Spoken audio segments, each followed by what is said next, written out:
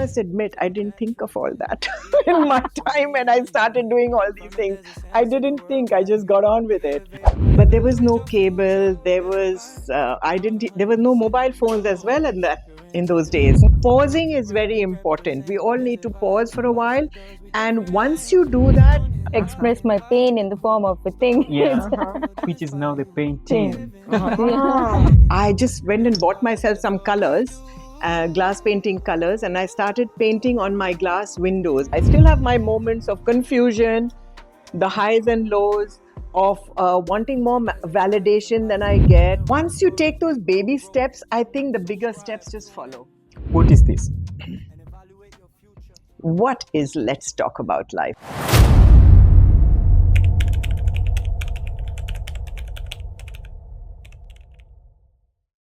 Before we start the podcast, there is one thing I would like to ask you. If you have not subscribed to our channel, kindly do it. Help us to bring the guests that you guys want, and you'll just help us by just subscribing to the channel. We have plenty of people who watch our podcast but they don't subscribe. Kindly double check, ensure you have subscribed, and let us keep moving. We have a very lovely guest. Her name is Ruby Kapoor.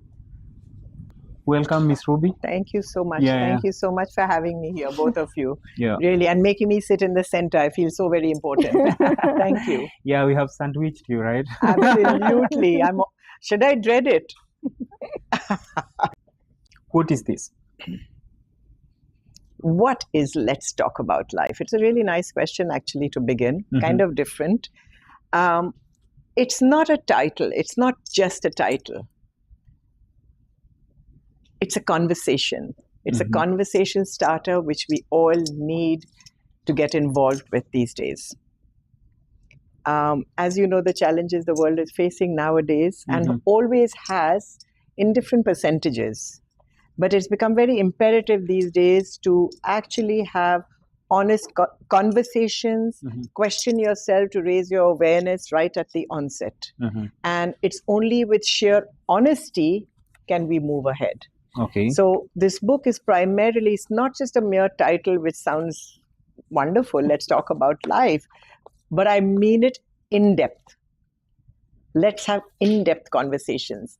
Let's raise our awareness. Let's be honest, at least to ourselves, if nobody else. That's a good starting point, don't you think? Yeah, it's a good starting point. So when I see this book, somebody will be like, I love reading fiction. Some others will be like, I love reading personal development book. Which type of book is it? It's a combination of personal development, self-help, just something to nudge you. You know, like they say, a rose by any other name is still a rose. So a book by any title is still a book. Any book which guides you, any book which inspires you, empowers you, and makes you think, makes you pause for a minute and reflect. That's what this book is all about. So let's not get tied down to just titles, you know, to each his own, and let's give everyone the opportunity to call it what they want. Some can call it their best friend. Yeah. Let's Talk About Life is happy to be their best friend. And what do you hope the readers would feel about it, like after reading it? Relief. Relief. To be able to talk about it, to be in this, we have blank pages in a journal format. So it's to inspire them to write whatever is worrying them, whatever they are overthinking. Because nobody's going to backchat, nobody's going to judge you, nobody's going to criticize you and make you feel like, what are you thinking, really? Get a life. Do you know what I mean? So you can be completely honest with pen and paper and write your thoughts. And believe you me, if you haven't done it so far, start your journey now. Because the minute you put pen to paper and be honest, at the end of it, it'll be like, wow, I feel so relieved because I've spoken to someone about it. It's almost like having a good cry and feeling so much lighter at the end of the day. So it's more of reflecting and stuff. Absolutely reflecting, but also you're releasing it from your system. And the traditional way is to talk to your friend or or cry, let's say, But here we are saying, if you don't have a best friend, or perhaps you just don't want to share it, you want to keep something private, so write about it. This is your personal, private space. It'll hold that space for you without any judgment. It'll make you feel seen. It'll make you feel heard. So you can write whatever you wish to, however you wish to. Interesting. So who is Ruby Kapoor? Who is Ruby? You tell me, who is Ruby Kapoor? Who is Ruby Kapoor? Ruby Kapoor is someone, I'm a creative person, and somehow that creativity has extended in multiple ways. So I almost feel like an onion now because I have so many layers to myself. But last year, I remember distinctly when I turned to my husband and said, I now know what my purpose in life is. Wow. I now feel I have a mission.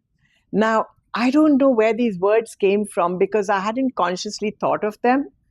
It was just over a drink, we were talking, and I said, every time I meet people and I go and conduct some sessions on journaling, or when people have bought my book and they ask me questions over it, I realize that they're keen to be heard, but they're also keen to listen and improve and move on and elevate themselves.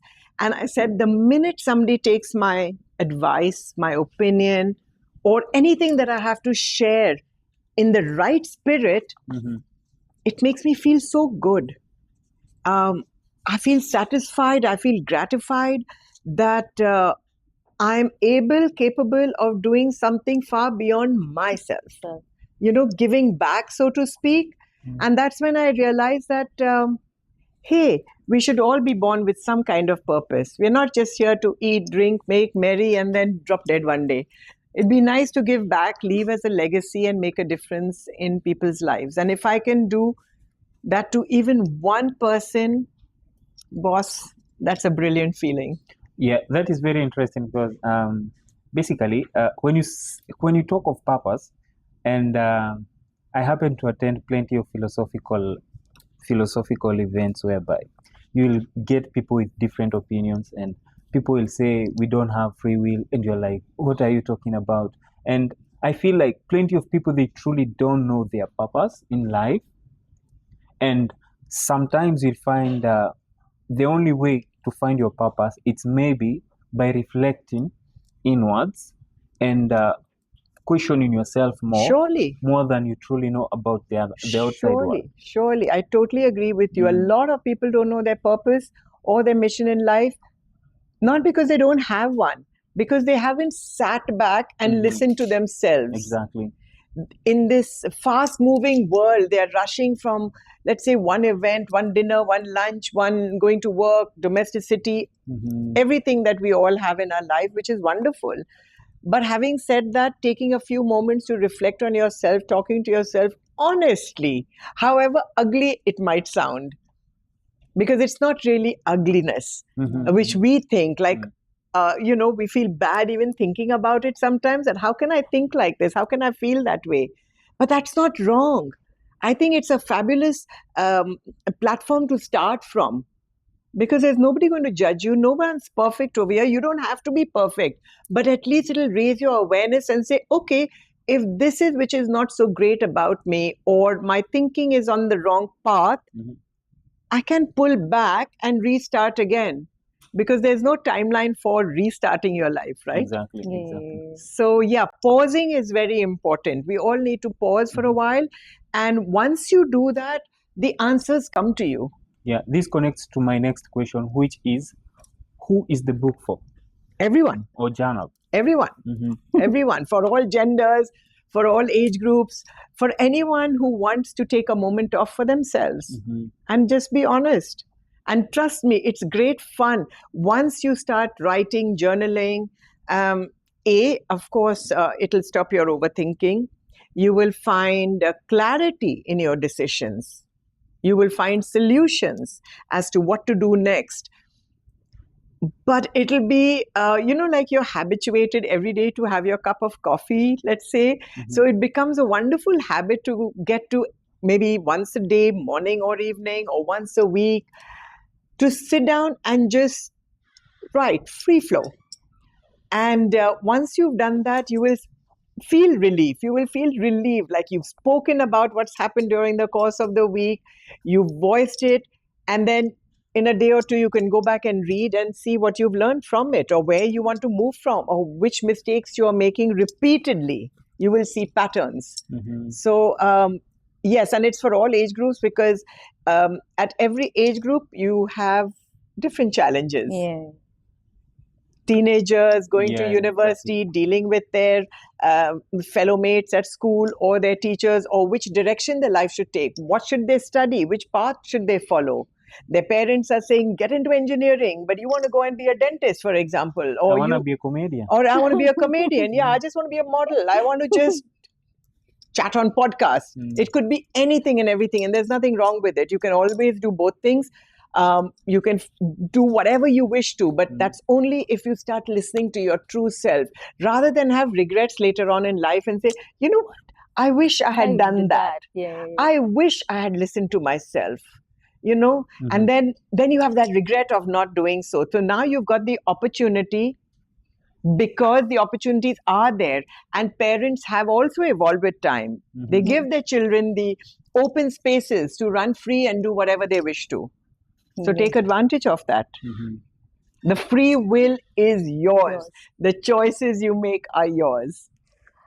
You have to be courageous, but okay, at times you got to be courageous. When it comes to courage, some people are scared of being courageous because they experience plenty of. You'll find somebody saying, "No, I experienced a certain flashback which traumatized me, and I'm truly not intending maybe to fall back to the same kind of a thing again." And but that is, I mean, I don't want to be judgmental and say that is wrong, because who am I to say that? But I just say we all get fearful at times. Trust me. There are always stages when you'll be afraid, very, very afraid. But you've got to take that leap of faith. It's like a very simple example. You're playing football or cricket or any other sport. You've fallen, you've hurt your knee, bruised your knee, or even broken your foot or something. But that doesn't mean you'll never play a sport again. You know, in school, you may have failed in some subject once or twice, a couple of times, but at least it'll egg you on to perhaps work harder, or perhaps even realize that, hey, this is not for me. Do you know what I mean? So you will still get some answers out of it. So I don't think, I think failure should be part of your entire curriculum, you know, because that's how you grow. That's where you learn. Was there any defining moment where you were like, I'm going to write the book, start the book? Like, when was that moment started? There was nothing of that sort. There was never a grand plan of writing a book. I mean, I wouldn't even have thought of it. It's like, if in those days, if somebody had said, you know, you're going to be writing a book or something, I'd be like, you must be out of your mind. Really. But things just happened. My life just rolled on. And I think my biggest strength, or the best thing I think I did for myself, was every time an opportunity came my way, I just dived into it. I just grabbed it, I embraced it, and went full throttle, even though I hadn't learnt it on a professional basis, or, I mean, we didn't have YouTube videos in those days either. So I just said, let's check it out. And I fortunately have a family who's very supportive. My husband, if I tell him something, he'll just look at me and say, yeah, so go do it. And I'll be say, but, and he'll say, I have no time to listen to but, you know, and off he'll go. And so that's just what I did. And I'm so glad I did, because that's how I became an RJ. I worked on television. I became an MC for corporate affairs. I started writing for a newspaper. I was already painting and having these big exhibitions on glass. So I was already doing so much, but everything just sort of came my way. And I said, what the hell, let's check it out. And little did I know that most things I touched turned to gold. So here I am, all gold. Yeah, little bit off topic. You said something to do with painting. Yes. Yeah, she's an artist as well. So. Yes, that's where I was about to connect with her. So, and she said in the episode that we had with her, she said she's a creator of emotions. And at times when she feel angry, she doesn't express it on people, but she do painting. Yeah, Express my pain in the form of a thing. yeah, which is now the painting. Yeah, Nice. so do you think journaling and painting can at times be? Of course, of course, of course, they work hand in hand. Um, it's a visual medium. It's a feeling medium. It's an emotive medium, and one should explore them all. And it depends. Some might prefer pouring it with color or lack of color. Some might want to write. Some might want to sing. You know, so there are various expressions. Some might want to go running. You know, there's so many ways to express yourself or release a particular emotion which is building within yourself. I must admit, I didn't think of all that in my time when I started doing all these things. I didn't think, I just got on with it. In fact, before I got to painting, I'm a graphic designer. Wow. And I used to work for an advertising agency. And when I moved to Mauritius, I had this beautiful house on the beach, and it was nice to see those waves crashing by the rocks and what have you. But there was no cable. There was no mobile phones as well in those days. Yeah. And my husband used to go to work, and I used to sit on that one couch with my little baby, and I was thinking that I am just going to die here one day, and nobody will even hear of me with the waves crashing outside. Literally, I had thoughts like that. And I just went and bought myself some colors, glass painting colors, and I started painting on my glass windows. My house was circled with glass doors and windows. So I started painting on that. And when my husband came home from work, he says, "Oh, that's nice." So that was encouraging, the first step towards doing something more. So I started painting all the panels. And so whoever visited my house said, "Hey, that's fantastic. That is so neat. That is like glass, this is glass painting, but in the past, they used to have pieces of glass soldered together, right? As you see in all the churches in Europe. Right? So, so that's how my journey started as a painter. And then one day I bought a sheet of glass and I painted on that. And one thing just led to another, to exhibitions and whatnot. So, it just came to me. I felt often that I was blessed at a certain stage of my life. I've been thinking of doing painting, but I got discouraged by a friend of mine. Why? No, like, if I can connect it to ego, I used to seek validation. Yeah. So again, it's a flashback. If you paint something, you expect somebody to say it's pretty, I don't know what, the positive stuff. But the guy was too negative in a way. I was like, man, you have destroyed my whole career when it comes. You've given that person too much importance, I must say, really, who doesn't deserve that. Yeah. Because we shouldn't need validation. You do it for yourself, to make yourself happy. Yes, I must admit, there are times that you do want some validation, right? But you're going to get the good, bad, and ugly. Today, while coming here, one lady just stopped me on the road and she was grinning away at me. And I was wondering, do I know her? Have I forgotten? And she said, "That's a beautiful dress you're wearing." And I'm like, "Oh my God, that's so wonderful." And on the way, I was thinking, is it the right dress I've chosen? Maybe I should have asked them what is the color scheme, etc., etc. Do you know what I mean? And this girl just out of the blue came and appreciated it. And after that, there was no looking back. I strutted here happily. And I said, "Oh, with these beautiful magenta, purple, lilac, violet colors, it works perfectly." So I think you should just go ahead and do whatever you wish to, how you feel to. And I think, human beings have our personal judgment to know what looks good and looks bad. And I'll tell you from a woman's point of view, Vani, you'll understand that whenever you're dressing up and you're going out, you've got eyes that can see, a brain that can think, right? So you're looking cool, or you feel, there's a little touch missing, or maybe I should change these earrings a bit, right? Yes. But and that's when you step out.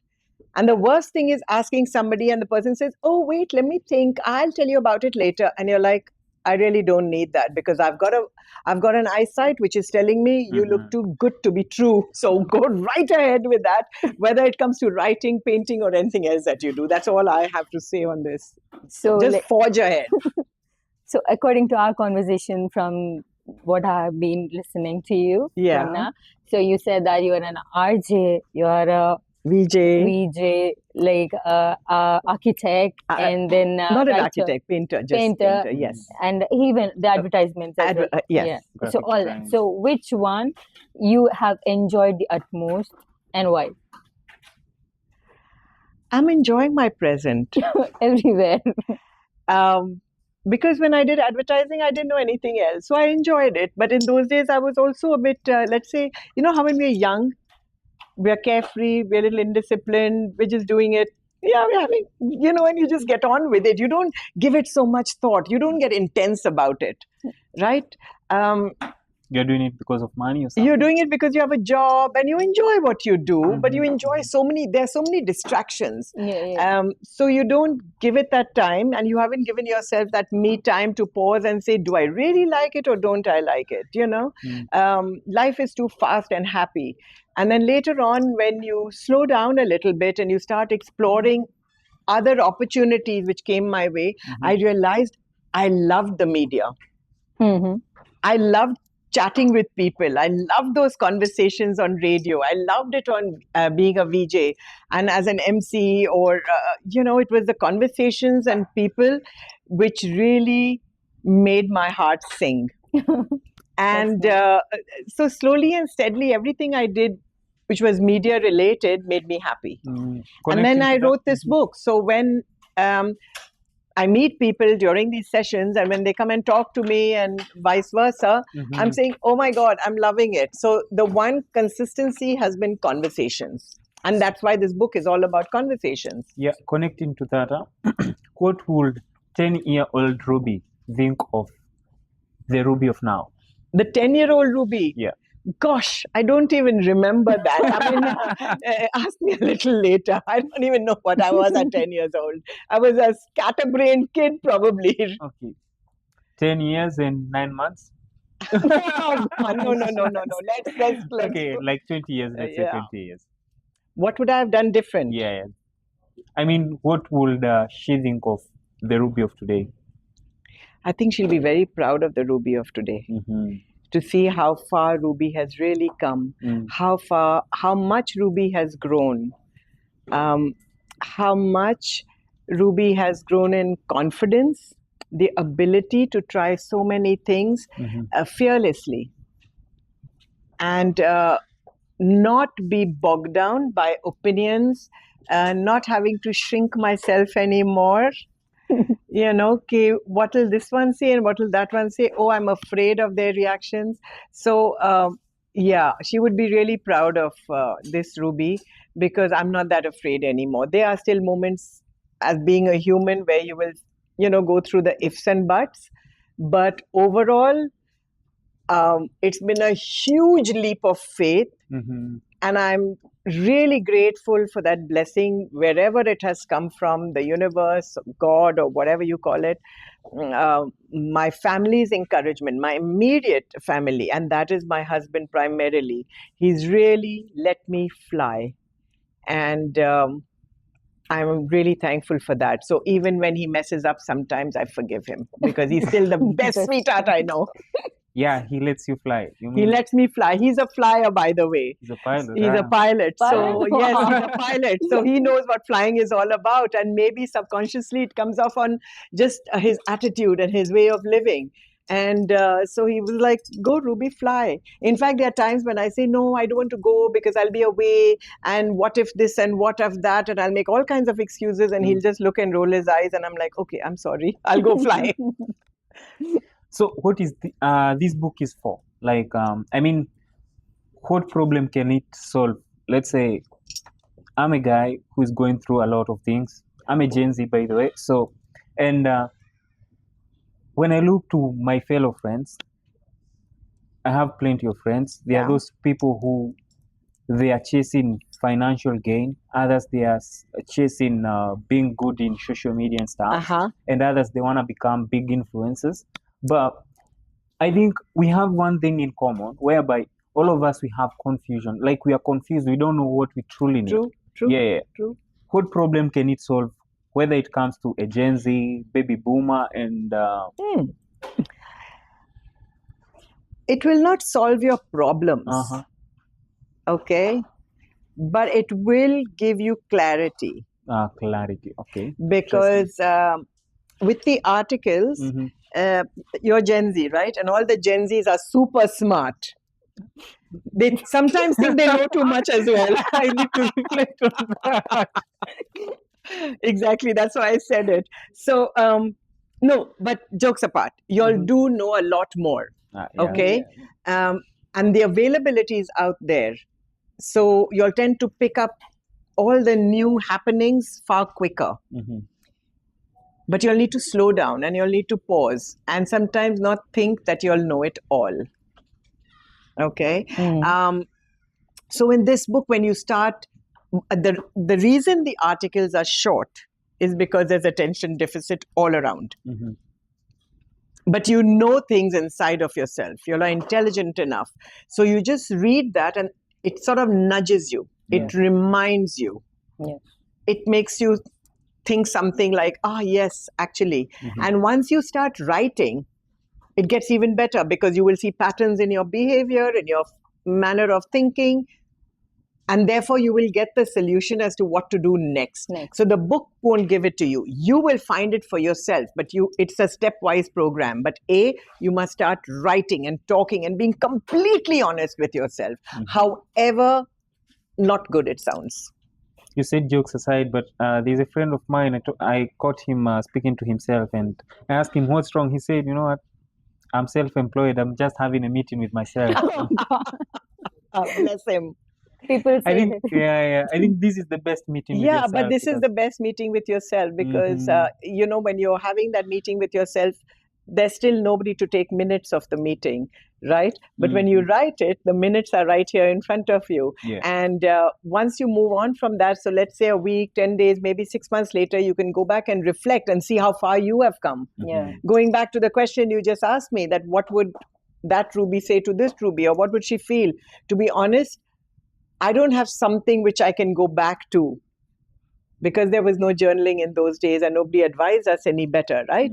And we didn't think along those lines and times were different. So this is all from memory, which I tell you that this is what would have happened or this is what she would feel. But if you ask me details, I may not remember all of them.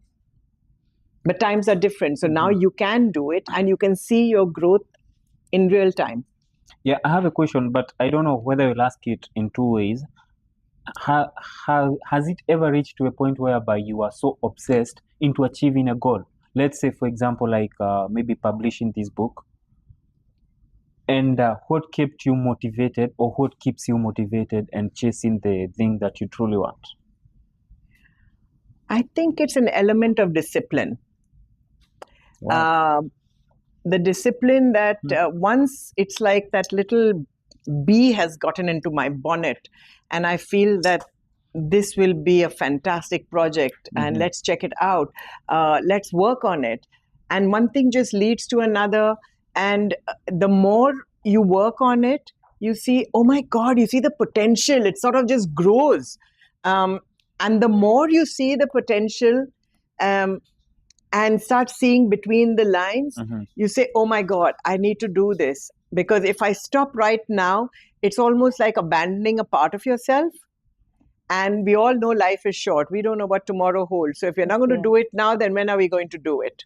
And it's about being completely present in what you're doing and do it anyway. Do it just for yourself. You may not make money out of it. You may not get accolades.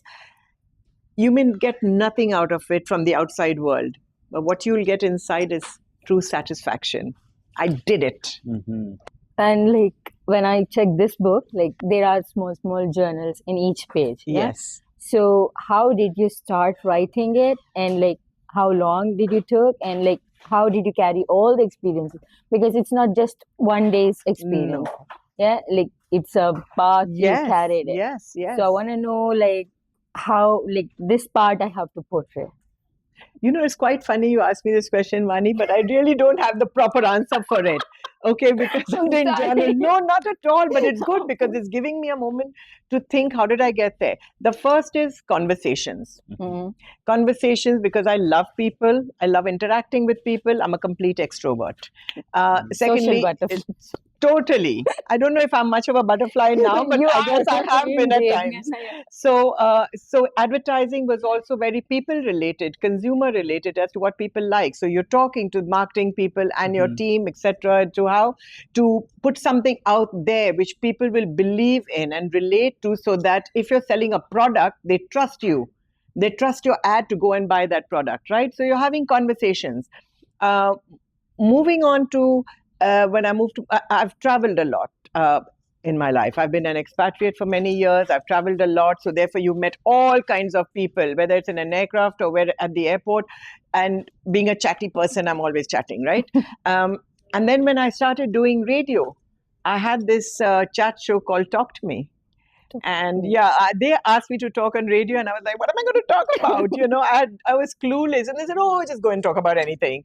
And then after one or two pathetic sessions, I thought to myself, "This is just not on. I've got to make more sense with what I'm doing." So I titled it "Talk to Me," and I encouraged people to call me up. It was a weekend chat show to call me and talk to me about anything under the sun. So that's where it really started. But I still didn't know I was writing a book. Thereafter, when I experimented with television, being an MC, etc., and then again, a friend of mine said to me, "You know what? Why don't you start writing? Write for a newspaper." And I was like, "You must be crazy. What am I going to write about?" They said, "Oh, just write anything. Come, I'll take you and let's meet the editor of L'Express newspaper." And I went ahead happily, just like, okay, what the hell? But the turning point came when he said, "Okay, write something and show it to me." And I was literally nail biting at that I've bitten off more than I can chew. To go and talk and sound very impressive is great, but now you've actually got to do the work. And so what I did, I reflected on all that I had been doing, all the chats I've been having, all my personal experiences, my highs, my lows, my everything. And one thing just led to another. So I started a weekly column called Let's Talk About Life. Wow. So you said something to do with high and lows. And when it comes to maybe somebody bouncing back to where he was or where they were, it becomes a little bit challenging. Is there by any chance maybe you experienced a very low moment which took you more time to recover than what you expected? Of course, I've had my low moments. Trust me, everything is not smooth and easy. Always. Yeah. There are lots of highs and lows, lots of tears, lots of drama, lots of like tragedy, thinking like, "Oh my God, this is the worst that is happening to me, and why me?" and questions like that. But I guess being the kind of person I am, I can't be put down for too long, because after a while, you look at yourself in the mirror and you say, "What a mess you made of yourself." Vanity can also be my middle name sometimes. So you say, "Gosh, I look ugly. I'm looking so sad and I'm just not looking myself." So that is the first step in saying, "No, this is not how I should carry myself forward. I can't be looking like a sad sack." So now to change that sad sack look, you've got to change your mindset. So then you start working on your mind to try and be more positive and shake off whatever negativity is happening around you. And then once you take those baby steps, I think the bigger steps just follow. True. It's the beginning which is hard. And but you do get over it. And we've all gone through them. And I'm not saying just I've written this book, so I've like arrived. Not at all. I still have my moments of confusion, the highs and lows, of wanting more validation than I get. I'm doing something special next month, okay, which I'm not going to talk about now. It's a surprise. But so one of the interesting things I want to do as part of that event, the idea came to me a few weeks ago, and then I said, "Oh, okay, let me go ahead with it." And even though it's going to cost me some extra money, etc.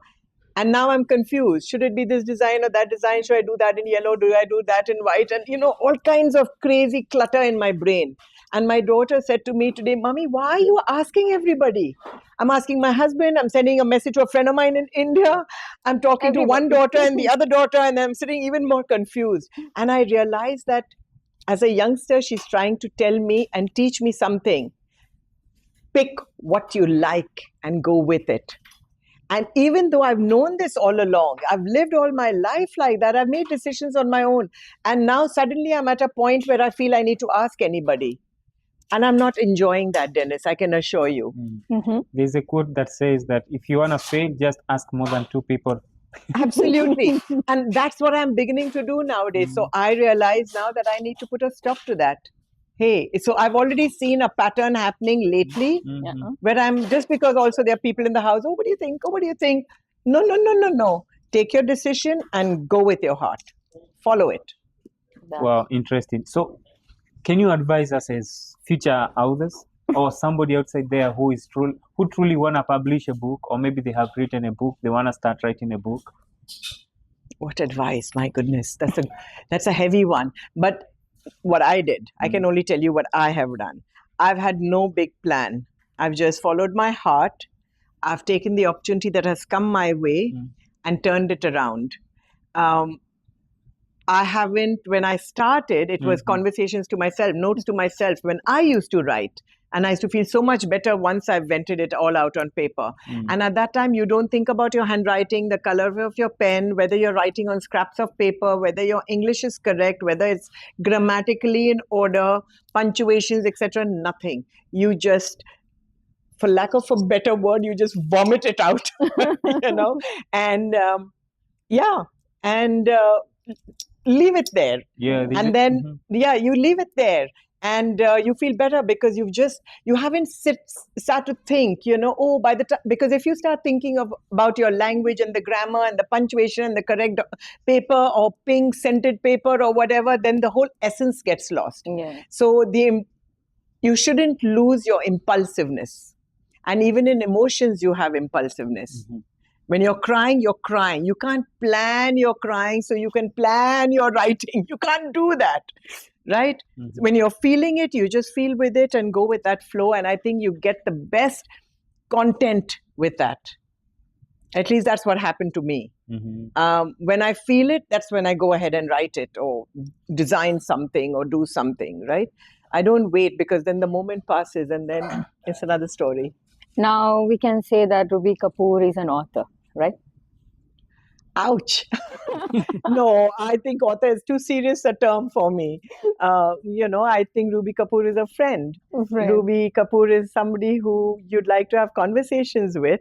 We can talk all night long and we can share without judgment. I'm not here to judge you. I'm here to listen to you and make you feel heard. And if I can get a smile on your face, then let's have a drink and say cheers. By the way, when you talk of smile, I can see 2 masks on the page of the book. What's the essence of the 2 masks? We have one mask that is smiling. It's the classic happy and sad mask. It's something which we all have within ourselves, right? Yes. We can't be happy all the time. It's too boring even being happy sometimes. To learn about yourself and to grow and thrive, you need to have those sad, contemplative moments, not necessarily weepy moments, but contemplative moments. And that's what brings in the balance in your life, the happy and sad, to be able to appreciate both in equal measure. Take what you can out of both the experiences because both the experiences are teaching you something. So you carried both the experience in whole book. I still do. I still do. Today you're seeing me smiling. Maybe you'll see me tomorrow looking like kind of sad for some silly reason. And you'll be like, Ruby, why are you sad today? And I'll come out with something so lame that you'll say, maybe you should read your book again. What insult from the years back that still pisses you off? Ooh. Oh my, it's a big one. That's a big one.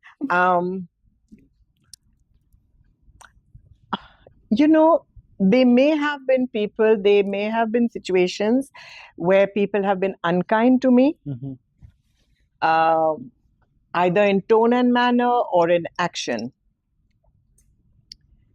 But I have learned over the years not to take it personally, because it's not on me, it's on them. It reflects something about them, what they are carrying within themselves: hate, anger, criticism, etc., unhappiness. So they are carrying negativity and they are trying to put it onto me, and hey, I'm not going to take your baggage. So yeah, they are not insults, they were learning curves. Should have been more for them, but I learned along the way and I forgave it all. I can see time is running out, but I have few interesting questions. Go right I'll have to ahead. read them. Go right ahead. I told you I'm a conversationalist. Yeah, I can see that. So, what's your favorite line or quote from the book? Let's talk about life, honestly. The title? The title. They usually say, don't judge a book by its cover. Why is it yellow? Sunshine, Sunshine? happiness, Wow. Okay. power. Mhm. I mean, whenever you see something in yellow, don't you feel happy? Yeah. Early in the morning when you wake up and you see the sun and you say, wow, what a great day, man. Yeah. You know, and I think it's so powerful, joyful. There's no clutter around it. When I see it, I see something ripe, Yes. like a banana. Oh no. To each his own. Sometimes some might see a lemon, A mango. a mango, whatever. Yeah. So something interesting. Yellow is my one of the favorite colors. So when I look, wow, it looks nice. And it's the color of the sun, and the sun provides so much to you. And in numerology, that's the in numerology, it's number one. The sun is the number one. Ruby believes numerology. Yeah, a little bit. Oh, God. Yes, and I'm a number one. That's nice. What impact? I mean, I got to know much later that how number one and sun and all are in synergy. So I was like, yeah, got it. You got it. I got it. So we need to become scientists. What impact will this book bring to the world? Or what impact is it bringing to the world? It's also there. That's actually. for them to tell me. Because I can see plenty of testimonies here. Yes. Yeah. So plenty. There's a lot. If people are open and receptive, and what they take out of it is at multi levels.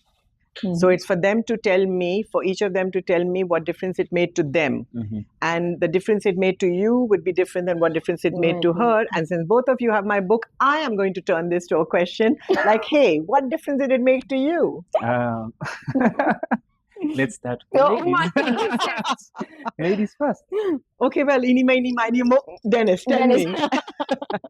Okay, the moment I took this book, I realized that there are some missteps I've been making because, as I told you, I haven't started writing in it. I'm writing in a different book of mine, a different journal. Like, let me just call it a diary where I write my own stuffs. But every experience, like for the first page, when it comes to conversation, I thought of conversation with myself because you'll find I have so many ideas about the outside world, but I have none when it comes to me.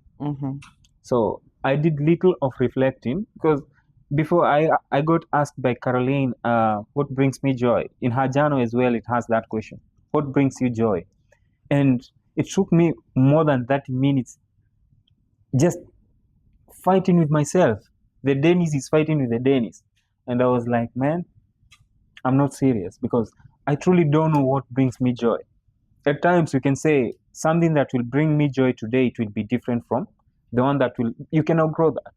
But it's a very interesting book when it comes to self-reflection and knowing more about yourself. Truly. Actually, the next episode that we'll have today is ego, and it's more about knowing yourself more. And moving one step further, it's loving yourself more. Let's start with loving yourself. Yeah. Love yourself. Because if you can love yourself, then can you imagine the ability you have to love somebody else? Yeah. Because you can never love somebody completely if you don't know what love is. And that love, you learn from loving yourself. There's something you clarified very well. You said, regarding the masks, by the way, sometimes being happy is boring. Yeah, being happy is boring. And this brings a very interesting point from my point of view, by the way. So the purpose of this life, or maybe it's not really good to be happy, but it's good to have peace. Yes, More importantly, with yourself. of course. Mm. You need to love yourself. You need to be peaceful with yourself. Mhm. And the happiness can come and go. Trust me. That's also momentary. Mhm. Like everything else is momentary. I have- Change is mhm, the only constant, Yeah, right? yeah. Change is the only constant. So I hope you're loving yourself more now. Of course. Okay, you can think about it while I quickly ask Vani, what did you feel when you read the book? So How did it affect you? really, like each part is a different journal. Like when I started reading it, oh my god, I can relate this to that story of mine. I can relate this there. So even like yes, we come across the same situations in a different zone, I Mhm. believe. So yeah, even the same like Dennis, I also didn't write it, but I feel so nice. I want to just read it. Just keep reading it. Each day it is so empowering for me. And like there are times where I was also looking for validation from others, but when I read your story, the way you dealt it, I'm like, it's okay. I'm fine in my own self. I just moved forward is what I can say from till now what I read. I'm on the page number 57. Oh, wow. I can't remember. Wow, anything. that's wonderful. Yeah. Well, kudos to you. And so here, this is my joy Yeah. to know that it has meant something to someone.